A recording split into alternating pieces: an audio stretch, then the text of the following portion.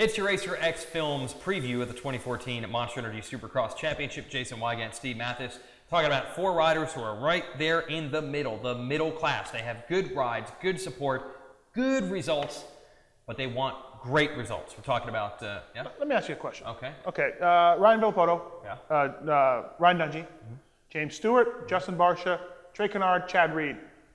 Superstars of the sport, correct? Yes. Correct? Who finished right behind them in points? You don't know the answer to that because no one pays attention beyond that. Once you get to 6th, 7th, 8th place in points, nobody cares, including the riders. So I guarantee you, you at home, hurriedly doing a Google search, don't know who finished 7th in the series last year. Look, I tried to get the hype going last year. Final round, Lake Elsinore, Yeah. 6th place in the 450 MX class was going down to the wire between Short and Weimer. They were in staging for practice. I interviewed them. I talked to them.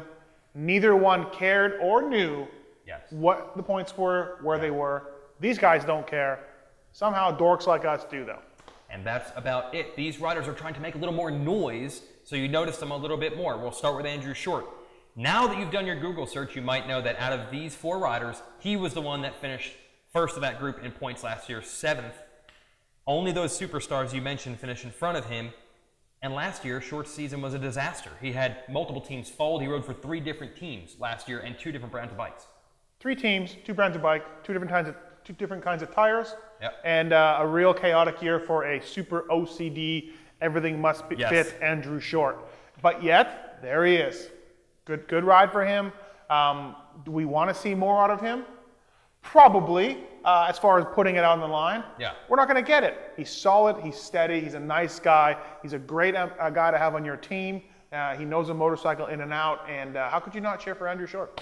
Andrew is up into the 30s now. The question is, how many more years can he keep these solid rides going? Let's get a little bit more insight from our man Jason Thomas out in Boise, Idaho. JT.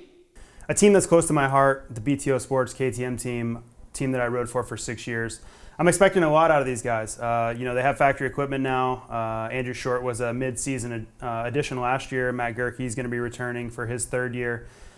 You know, obviously I work with these guys every weekend, so you know, I'm very involved. I know they've tested a ton with KTM, and they're expecting a lot as well. They've made huge improvements to the bike. So you know, I think they were both getting top 10s a lot last year, and I think that's kind of the expectation going into 2014 as well. Andrew Short, just saying the word short, I feel like I am pretty short. You're pretty short. You're a little bit taller, not very short. But I just feel like, you know, I have a really close kinship with these guys, and I'm not really supposed to root for guys on the weekend, but it's hard not to with them. Okay, that's JT's take. Still has the ladies there with him. Let's focus now on Jake Weimer. Big changes in the world of Jake Weimer. No longer training and riding on the daily with Ryan Villopoto. Last year was deal as well at Cowie's Hockey. Got to make something happen. Whole new way for Jake Weimer. Whole new direction. And we have found the perfect video clip to explain this is what Jake Weimer's doing this year. He's going his own way. I love the guitar playing here. Now you want to watch this. Look at the fully open strumming of Lindsey Buckingham. Which one is Weimer? Is it an insult to say he looks more like Stevie Nicks? He has No, blonde I don't think hair. so. I don't think so. Yeah, Weimer's a good-looking dude. Stevie Nicks, good-looking lady. She was quite attractive in her day, at least. I'll give them that. So this is what Weimer's up against. Is this going to work? He's no longer keying off of Ryan Villopoto, but a lot of people think that that might be a little bit more confidence for him, not taking beatdowns all the time.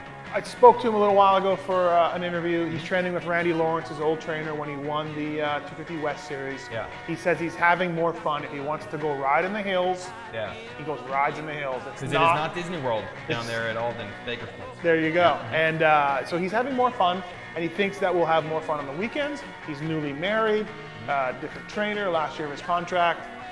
Jake Weimer's all about going his own way and having fun. I mean, hey, whatever. Let's see if it works. Let's ask our man Jason Thomas what he thinks.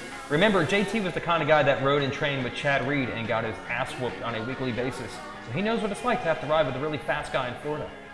So Jake Weimer's doing his own program this year. He's made the big split from the Ryan Villopoto Alden Baker program.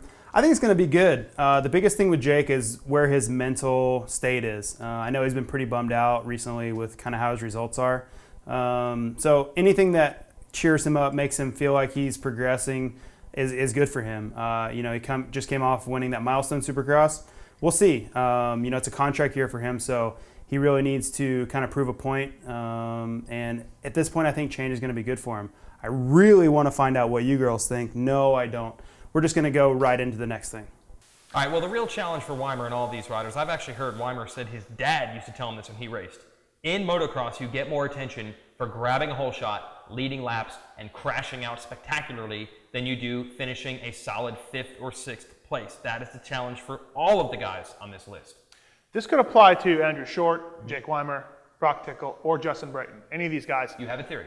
I have a theory, Weege. Okay. There comes a time, and I told Brock Tickle this a little while ago, there comes a time in every rider's career, they have it in them, they're all talented. There comes a time where you have to dig deep. I want to see, as a fan, I want to see the rider, basically, they can do this in real life, but I prefer just mentally sort of doing it. Okay, all but right. Not physically do this. Not physically doing it, but you got to unzip your pants, you got to take your balls, put them on the handlebars. You have to go. Not literally. Not literally. Okay. I want to see balls out. I want to see all you got. And yes, sometimes you may crash, but other times maybe you reach a new speed limit. I think every guy we're talking about in here could use a new limit, a new high-end limit, and that comes from going balls out. And me as a fan, we can see that. We can see balls out. Yes, we've seen it from Brayton before, and I think the way the JGR team tunes things, they have that kind of guy with Josh Grant, and they have a consistent guy in Brayton, but even they sometimes would like to see a little more aggression. I'm sure Cowie feels that way about Weimer. I'm sure RCH feels that way about Tickle. Steve, you're going to reward these guys. You actually have an award. I know Brayton's been the rock hard, ride hard winner, but you've got something even more impressive. Courtesy of a guy named Moser, we have an award, and we might bring this to the races. Yes. We're working on ways to get this through pit security. This is the Balls Out Award. And Brayton, nothing personal. I want to see balls out. I know you have it in you. Tickle, balls out. Weimer, balls out. Shorty, balls out. And if you do that, and we see it, we'll give you this. We'll give you this. You can put this on your mantle. Yeah. It's all for you. Now, I know Weege is super biased. He lives in North Carolina. He loves the JGR guys. And it's hard to get him to say anything bad about Justin Brayton. That's his boo-boo. But, yeah, Weege, Balls Out Award. I'm not biased. I don't know why you would think I'm biased toward Brayton and the JGR guys. I don't know what. I don't know either. What gives that off? I don't know. I am thinking of a number between 10 and 10, though. And it is sweet. Perfect, in fact. You do know, Weege, that it's not celebrating, it's celebration. Oh, it will be this year. It will be celebrating. Right. Let's move on to Brock Tickle. Now behind me, Exhibit A, a box of pizza. Exhibit B, another box of pizza. But there's a difference between these two boxes of pizza. Let's check it out, Steve. Right here we have a regular cheese pizza. I don't want you to get too close. I know you start getting antsy. Looks good.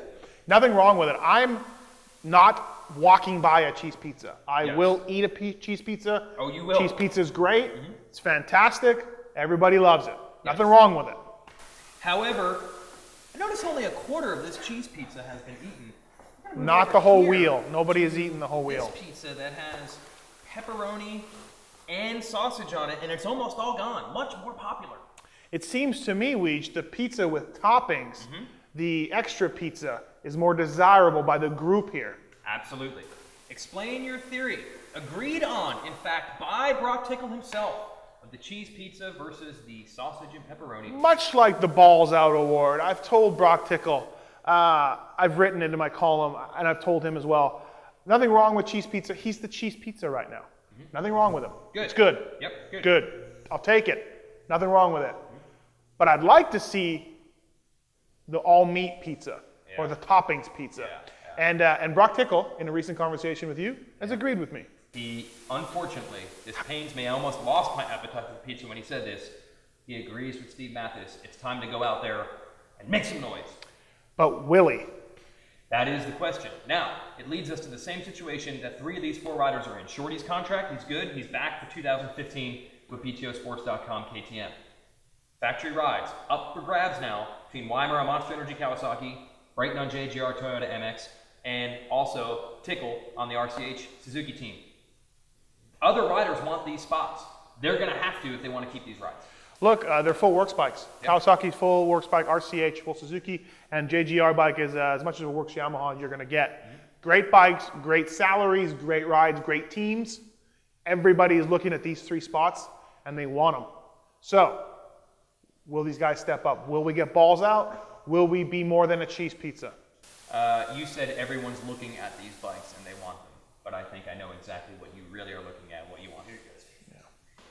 Have some pepperoni and sausage. We'll see if these riders can bring that, and we will see you on our next update in our previews of the 2014 Monster Energy Supercross Championship.